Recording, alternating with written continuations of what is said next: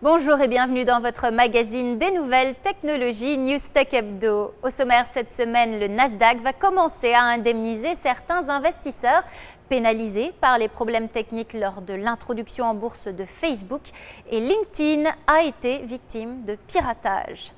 Mercredi dernier, le Nasdaq a décidé de créer un fonds d'indemnisation de 40 millions de dollars.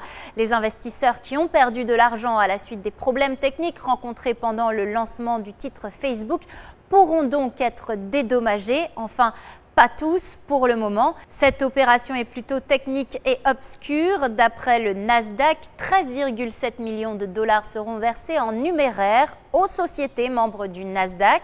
Le reste sera accordé sous forme de crédit sur les futures opérations des sociétés clientes pour réduire le coût de leurs opérations boursières.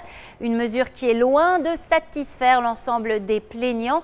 Le fonds, nous le rappelons, est de 40 millions de dollars. Or, selon les chiffres du Wall Street Journal, toutes les demandes d'indemnisation déposées devant la justice s'élèvent à 100 millions de dollars. Parmi les plus gros demandeurs, on retrouve le courtier new-yorkais Knight Capital qui veut 35 millions.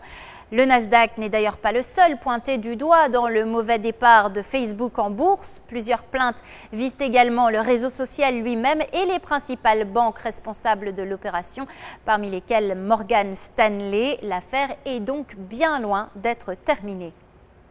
Cette semaine, le réseau social professionnel, cette fois LinkedIn, a été victime d'un vol d'identifiants.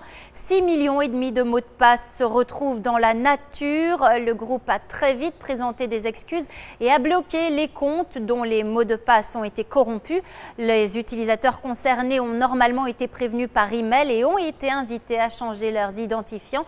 Même si les comptes piratés ne représentent que 4% des abonnés LinkedIn, 6,4 millions de mécontents, c'est beaucoup. Et afin de rassurer les esprits, l'entreprise a très vite spécifié qu'un renforcement de sécurité a été mis en place. Jeudi soir, LinkedIn a révélé qu'il coopérait avec le FBI afin de retrouver les coupables. En bref, Research in Motion a confirmé l'arrêt de la production de la tablette Playbook 16 Go. Cette annonce intervient alors que le fabricant canadien tente de liquider les stocks depuis plusieurs semaines. La production des Playbook 32 et 64 Go, elle, est maintenue. Newstech Hebdo, c'est tout pour aujourd'hui. Je vous retrouve la semaine prochaine, toujours au Nasdaq, au cœur de Times Square à New York, pour un autre numéro de votre magazine technologique avec NYFP.